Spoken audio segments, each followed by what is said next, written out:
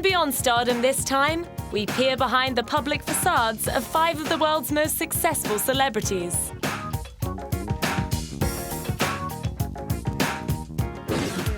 At the age of 14, this multi-billionaire-to-be made $20,000 in his first computer-based enterprise with future Microsoft partner Paul Allen.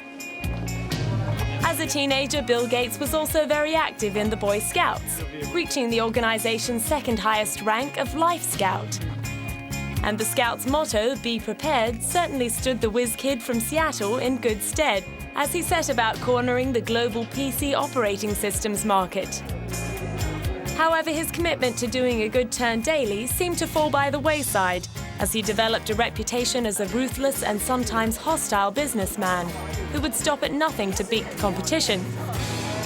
In fact, in 1998, the US Justice Department, along with the attorneys general of 20 states, sued his company Microsoft for illegally blocking competition to protect its software monopoly by bundling its Internet Explorer web browser together with its Microsoft Windows operating system.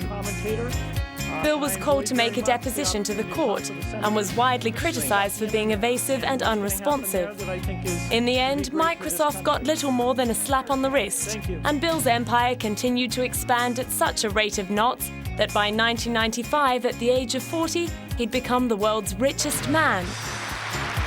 Over the next 4 years, his fortune shot up to more than $100 billion, earning him the media tag of centibillionaire. Since the dot-com bubble of 2000, his personal wealth has been hanging around a much more modest $60 billion. And having already saturated markets for traditional software, he and Microsoft are turning more towards the marketing of online services, like Live Anywhere, which allows users to engage in cross-platform online video game battles. But these days, it's not all about Microsoft. In fact, Bill's big announcement of June 2006 revealed that he would be handing over the day-to-day operations management of the company so that he could begin a full-time career in philanthropy. Quite a turnaround for the all-conquering corporate king of the 1990s. Bill credited fellow bigwig Warren Buffett with starting the ball rolling on his big life change. And just days after Bill's big announcement, Warren declared he would be donating $1.5 million a year in stock to charity. But those close to Bill have attributed his about-facing priorities to the influence of his wife Melinda, the co-founder of their charitable foundation, which has given away more than $14 billion since 2000. In 2005, Melinda and Bill, along with U2 frontman Bono, were named Time magazine's Persons of the Year for their charitable work through the Gates Foundation, which focuses its efforts on causes ignored by other organizations. What these people are about is how can they use their money and leverage it to save as many people as possible. You know, how can they find people who, you know, can be saved with a $2 pill, but who couldn't afford that because they live on $1 a day? And they just bring a kind of businessman's efficiency to saving people. One of the foundation's pet projects has been to provide vaccines and mosquito nets to prevent the spread of malaria. Millions of children die in Africa who shouldn't die, it would be very easy to save. And particularly in this era where we have these great advances in science, the fact that we don't apply the resources to the known cures or to coming up with even better cures is really, I think, the most scandalous issue of our time. Another major mission is to help find viable alternatives to condoms as a way of preventing the transmission of the HIV virus. We want to call on everyone here and around the world to help speed up what we hope will be the next big breakthrough in the fight against AIDS. The discovery of a microbicide or an oral prevention drug that can block the transmission of HIV. As well as funding research into oral prevention of the disease, the foundation is plowing money into other forms of prevention like creams and gels that women can administer without needing the cooperation of a male partner. This could mark a turning point in the epidemic, and we have to make it an urgent priority. If we can discover these new preventative tools and deliver them quickly to the highest risk populations, we could revolutionize the fight against AIDS. Bill also devotes his time and efforts to giving economic advice. At a recent think tank to debate global expansion, skills shortages, and new technologies, he advised that companies in the future would rely more and more on their research and development departments to maintain a lead in their markets.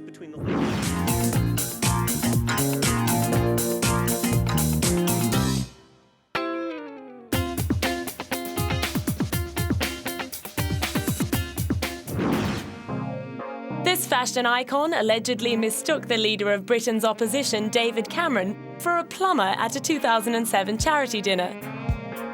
If supermodel Kate Moss doesn't keep up with politics, it could be because she's just too busy.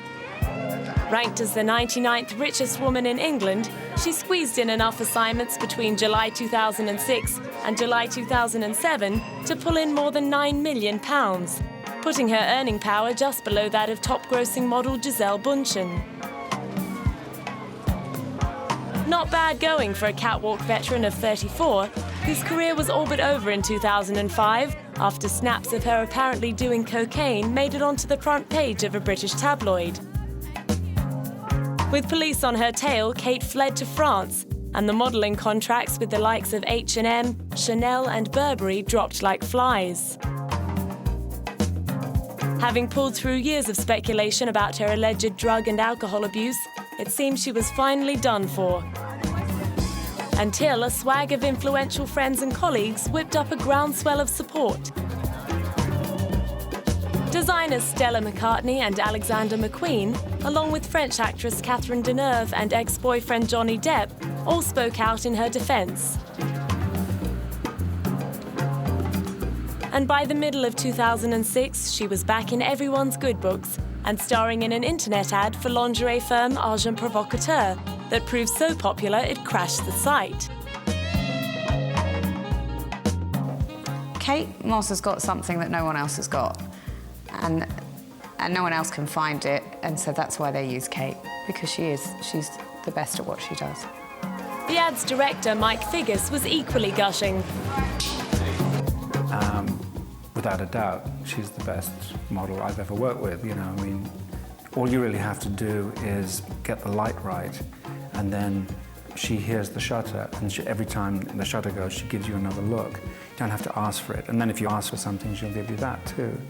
So I'd say she is called a supermodel because actually she is the best supermodel around. She's the best at her job. She is the Schumacher of modeling, you know. That autumn, she made a staggering comeback that netted her 18 top modeling campaigns, including Dior, Bulgari, Roberto Cavalli, and Louis Vuitton. And she ended up winning the Model of the Year prize at the British Fashion Awards. Even her on and off again relationship with heroin-addicted singer Pete Doherty couldn't take the shine off comeback Kate. By February 2007, she'd been immortalised in wax at London's Madame Tussauds Museum. We don't make a judgment call on the celebrities that we make in the attraction, and I can only say just in terms of her fashion work, we have so many guests. We have a poll every month of guests here, and she always comes up at the top or near the top, and yeah, just so many people aspire to have her beauty and her style that it made great sense to have her in the attraction. It also made great sense to start converting her popularity into other entrepreneurial opportunities. First cab off the rank was high street fashion chain Topshop, with whom Kate collaborated to produce the Kate Moss collection, which promised to give every girl about town a glimpse into the wardrobe of the world's most elusive and admired supermodel. At the May 2007 London launch of the collection, Kate proved just how elusive and admired she was, appearing in the shop window for a fleeting few seconds to appease the crowd of thousands that had gathered to catch a glimpse. The entire collection was sold out in 2 hours, and the Topshop brass were delighted. Very excited. You know, until you get all these things, that's why she wanted to walk upstairs. She would let me have a look. And she's quite sort of, you know, when you, I suppose, see yourself on the wall, right, it's probably quite different, and it's your own merchandise. It's probably so her was a little bit of a, quite daunting. But I'm pretty confident we've got it, you know, pretty right. A month later, it was off to Morocco's Marrakesh to launch her own perfume, Kate by Kate Moss, in collaboration with cosmetics house Coty. Stunning members of the gathered press, the famously silent supermodel actually stepped up to the microphone. I try to encompass everything that I feel about being feminine and being a bit rock and roll and a bit edgy and a bit light and a bit dark. While John Matheson, who directed the perfume's TV advertisement, attempted to sum up her appeal. She is very versatile. She's a real muse. She's a real icon. But she has a lot of mood. She has a lot of looks. She has a lot of talent, and she can sort of almost disappear and then become very strong again, all at the same time.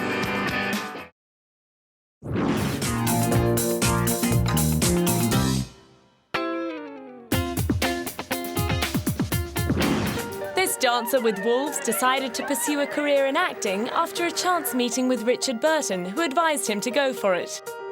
The son of a welfare worker and an electrician, Kevin Costner was born in Linwood, California in 1955. In one of his first big screen appearances in 1983, all that could be seen of Kevin was his slashed wrists as a corpse in the big-ticket black comedy The Big Chill. 4 years later, audiences were seeing a lot more of him in films like Bull Durham and The Untouchables. But the film that proved he was much more than a pretty face was the 1990 epic Dances with Wolves, which he not only starred in but also directed and produced. The film won 7 Academy Awards, of which he walked away with 2 for Best Picture and Best Director.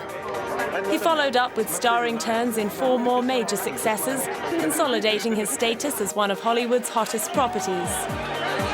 Whether or not his soaring popularity had begun to convince him that he was invincible, he then seemed to take his eye off the ball, signing up to produce and star in Lawrence Kasdan's Wyatt Earp biopic that bombed at the box office in 1994.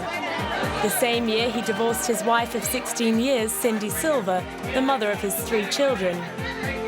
Next, he produced and starred in the science fiction extravaganza Waterworld, with budget blowouts taking the film's total cost to $167 million.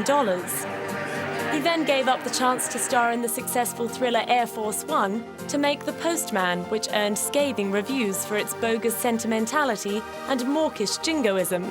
And by 1998, he'd become the butt of every second industry joke. Despite the battering he received, Kevin proved as tough as his heroic alter egos, taking a philosophical approach to the unpredictability of filmmaking.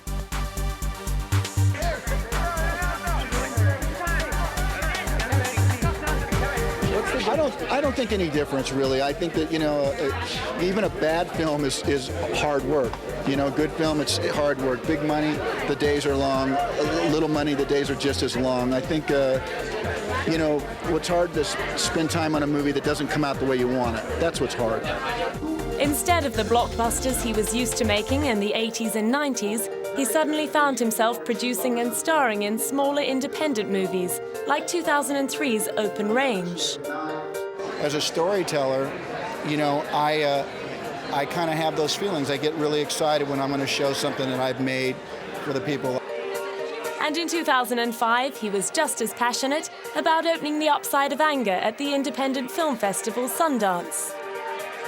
Well, it's good, people here play really hard, and they go and they take their movies really seriously, and the filmmakers that have come and you guys have come to cover it, you're here in earnest, you're making a big deal about it, and it's good for us. It's good for a little movie. It doesn't have a lot of mojo. His graciousness and patience were rewarded the following year with another shot at the big time as the star of the action-adventure flick The Guardian, which teamed him up with Punk'd star Ashton Kutcher. His return to the spotlight was honored in front of Grumman's Chinese Theatre in Hollywood, where he cast his feet and hands in cement and waxed long and lyrical about his career. Someone told me that I was looking for a hobby with a paycheck, that maybe I should quit dreaming and get a real job. Thank you for that advice. Swift to capitalize on his revived profile, he wasted no time in getting his next project into production and enlisting the help of new pal Ashton to sign a co-star for the thriller Mr. Brooks. Well, I wanted Ashton to read it, and I thought he would sense some possibilities in it to me, and he did, and gave it to her, and they came to the conclusion it was a good movie. In the film, Kevin plays a loving family man and local business icon who battles against his pathological urge to kill. Demi Moore plays the detective determined to catch him out. As well as some ghoulish moments, the drama also offers up a few laughs. I just think of Mr. Brooks as a really unique American piece of cinema. It takes a subject that's that's horrific, and somehow puts a human face on it, and even manages a sense of humor and a certain sense of empathy. And you're shocked that all those things could actually be rolled into this terrible subject.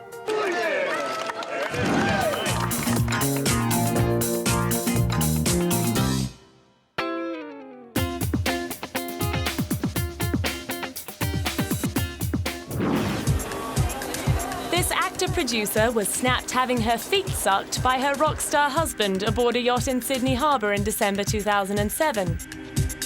But then Trudy Styler and Sting have never been shy about sharing their intimacy. For years, stories have been making it to the British tabloids and magazines about their extended lovemaking sessions and their penchant for tantric sex. Just to ram the point home, the couple recently opened the doors of their Manhattan apartment to the media, revealing a red and gold master bedroom adorned with 2 oversized Helmut Newton prints of scantily clad women in provocative poses. But when she's not thinking up new ways of amusing Sting in the bedroom, Trudy is out and about getting style tips from the top at invitation-only haute couture events. And what is it that you like about Christian Dior and John Galliano's design? I love John's sort of flamboyance and theatricality and making women really feel at the best they can possibly feel. And he's ours. He's a Brit export. Which is perfect. Are you wearing Dior today? Yes. Can we take a pan? A top with this little dress. At John Galliano's spring-summer show, the Dior models stepped out in tailored suits to the strains of Sting's song Englishman in New York. Trudy was a sucker for the androgynous daywear and wispy silk negligees. I love the daytime stuff, the pants and the hats and the waistcoats. Marlene Dietrich. Gorgeous, and then with the beautiful lingerie underneath, very, very sexy. Over at Chanel, she was equally enthralled with Karl Lagerfeld's autumn-winter efforts. All of that, sensational. She wants to buy it now. Sexy, all wearable, it's beautiful, absolutely exquisite. No doubt she needs to keep the world's top designers sweet to ensure they'll always be on hand to kit her out for the endless rounds of concerts, premieres, benefits and parties she gets to attend in her capacity as Mrs. Sting. She's also known for throwing more than her own share of elaborate bashes, although her enthusiasm for entertaining may have been dampened a little by a recent court case in which her former cook claimed she had been unlawfully dismissed after falling pregnant. Still, her reputation as a socialite and matchmaker remains intact, thanks to the well-publicized fact that it was Trudy who introduced Madonna to Guy Ritchie. But it's not all about parties and fashion shows. As well as squeezing in the odd acting job, she works closely with her husband on the Rainforest Foundation they formed together in 1989 to help save the world's rainforests. The pair were honoured for their conservation efforts at Bette Midler's Halloween Gala to celebrate her 60th birthday.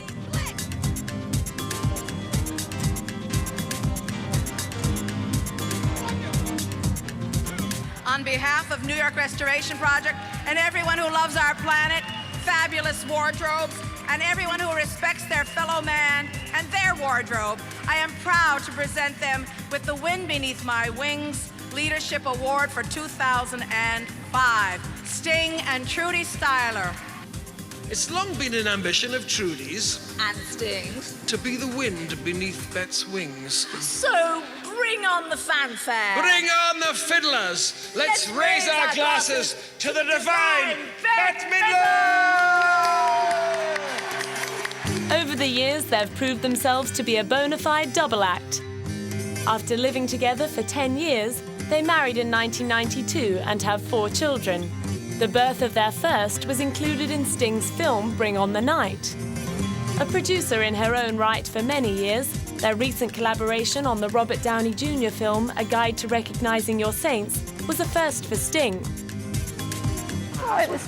We've really worked together on many things, outside of acting. It's the Rainforest Foundation. We also work together on raising quite a large family, so we work together.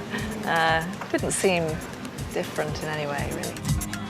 Although they are rarely seen apart, Trudy was recently singled out at the Environmental Media Awards for a Lifetime Achievement honor.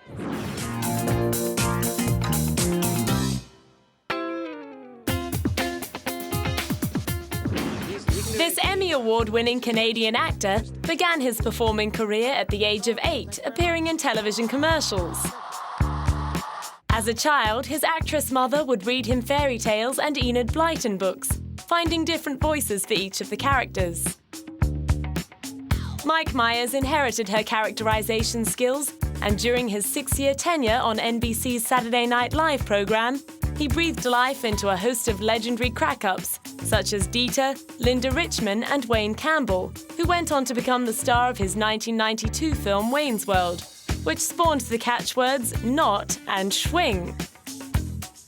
5 years later, he was coining more annoying catchphrases with his James Bond spoof Austin Powers' International Man of Mystery. "Yeah, baby," "Zip it," and "Oh, behave" were just 3 of the film's lines that were destined to live on in chats down the pub, office Christmas parties, and mobile ringtones.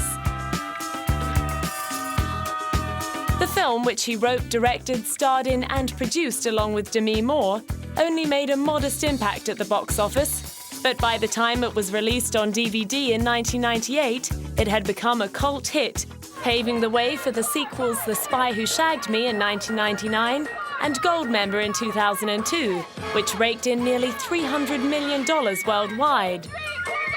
Adding the foul-mouthed fat bastard to his repertoire of characters in the sequels, Mike proved he certainly wasn't above toilet humor. And at the Kids' Choice Awards in LA, he was only too happy to get slimed and eat camel bogies. In order to fart, you have to eat. So who's up for some camel boogers? Huh? I got them backstage from Fartima. Yeah, okay, let's go. Tastes just like chicken. But for all the larking about on screen and stage, the real Mike Myers is very serious about his art. In 2000, he fell foul of Universal Studios after pulling out of a $20 million contract to play his character Dieter in a feature film. He refused to go through with the deal due to his dissatisfaction with his own script. In his introduction at the unveiling of Steven Spielberg's star on the Hollywood Walk of Fame, he was full of reverence and respect. When any of us look back at the people who have influenced our lives, we of course think of our families, our friends, our teachers, but somewhere near the top of this list is this man, Steven Spielberg. I truly can't think of another human being who has influenced the modern world more than he has as a filmmaker and a great humanitarian. The name Spielberg is to entertainment what Einstein is to physics. Soccer is another thing he takes very seriously, and when it comes to supporting a team at the World Cup, it's England. It has to be. My dad would come from the grave and get me. So it's a World Cup fan? Yeah, very much so. Yeah, I'm going to be watching. he's even pretty serious about his motivation as the big green ogre in the animated feature series Shrek. At the premiere of the third installment of the blockbuster franchise, he spoke about his character's dilemma. He doesn't believe that ogres are good enough to be king.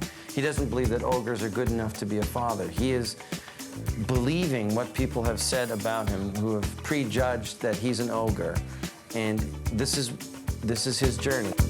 Mike, whose mother came from Liverpool, decided to give the unlikely romantic hero a Scottish accent to draw on his British heritage.